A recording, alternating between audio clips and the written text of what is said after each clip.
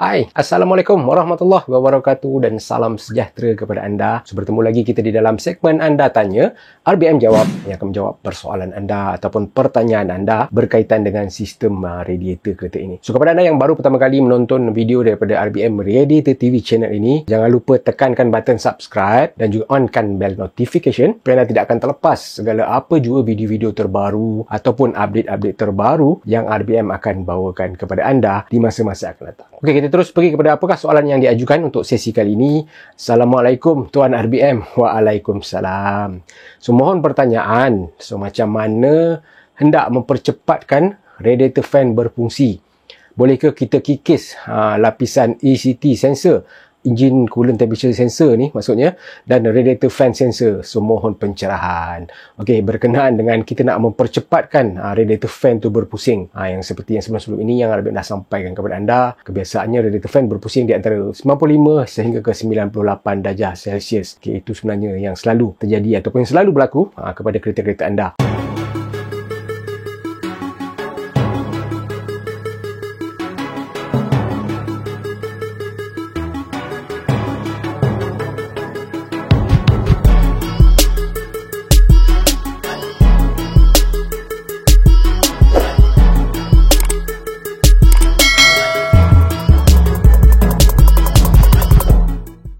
Okey, untuk menjawab persoalan ini, sebenarnya apa yang RBM boleh jawabkan adalah ia tidak boleh. Sebenarnya kita tak boleh nak mempercepatkan lagi untuk kipas radiator itu berpusing. Okey, sekiranya kereta anda yang ada isu, okey, kita cerita tolak tepi, kita cerita kereta carburetor ni kita tak tolak tepi dahulu.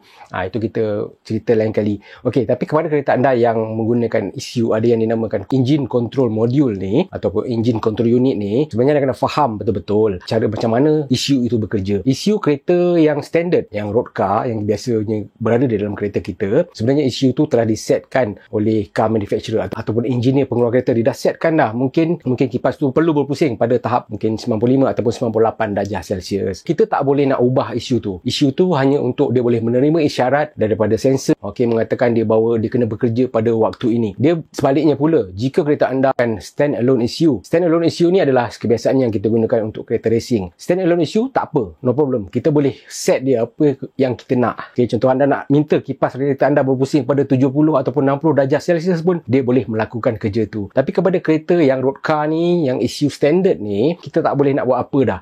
Sebab itulah yang telah disetkan oleh car manufacturer. Sama juga seperti sensor tu, kita nak cuba modify dia, kita nak cuba kikis lah, okey, supaya mungkin resisten bacaan dia akan jadi lain, yang mungkin akan memberi isyarat kepada isu untuk memusingkan kipas radiator terlebih awal. Tapi sebenarnya dia tidak boleh lakukan macam tu. Sebab apa? Sebab kebiasaannya suhu sensor dibaca oleh resisten daripada suhu yang terdapat dalam enjin. So, kepada isu standard, kebiasaannya nanti jika sesuatu yang pelik ataupun sesuatu yang kata resisten tu berlainan seperti yang telah disetkan, so isu nanti akan automatik dia akan pergi kepada auto calibrate ataupun akan pergi kepada safe mode, yang bahawa dia berpendapat ataupun dia beranggapan sensor tersebut ada masalah ataupun telah dimodify. Contoh dia, kalau resisten tu mungkin ada 10 ohm tapi sampai kat dia 8 ohm, bukan bermakna dengan 8 ohm tu dia boleh menggerakkan contoh dia kipas radiator tu lebih awal. Dia tidak sebegitu. Tapi sebaliknya dia akan detect sensor tu ada masalah. So, apabila sensor bermasalah, so dia akan pergi kepada safe mode tu tadilah. Sebab dia nak protect segala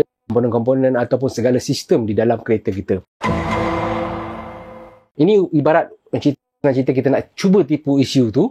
Sebenarnya kita tak boleh nak tipu isu yang standard pada kereta kita. Sebab dia dah setkan isu tu umpama robot, yang cipta pun manusia. So, kita dah setkan dia suruh buat kerja tu. So, dia akan buat kerja tu lah sampai bila-bila. Kita tak boleh nak cakap dengan dia supaya buat kerja lain. Kita nak cuba tipu dia supaya dia boleh buat kerja lain. Itu adalah mustahil sama sekali. Dia berbeza pula tadi kepada stand alone issue. Itu adalah cerita yang berbeza. Stand alone issue kita boleh lakukan apa yang kita nak. Kita nak set mengikut keperluan kita, itu tak ada masalah. Sebab stand alone issue kebiasaannya isu tu open. Isu tu kita boleh set. Dia berbeza, sangat berbeza dengan isu standard yang berada di dalam kereta kita. Selain daripada itu, mungkin apakah keperluannya sebenarnya kita nak mempercepatkan lagi kipas radiator tu berpusing? Kebiasaannya car manufacturer dah set dah di antara mungkin 95 sehingga ke 98 darjah Celsius, kipas radiator tu baru berpusing. Sepatutnya keadaan sebegitu dah okey dah. Temperature sebenarnya dah dalam keadaan normal. Okay, sebab kebiasaannya dia akan bermain sekitar 90 ke 98 kat situ lah. Sebab kita tak perlukan suhu yang terlalu sejuk untuk enjin kereta kita bekerja. Dia ada dah working temperature yang dia dah setkan oleh engineer pengeluar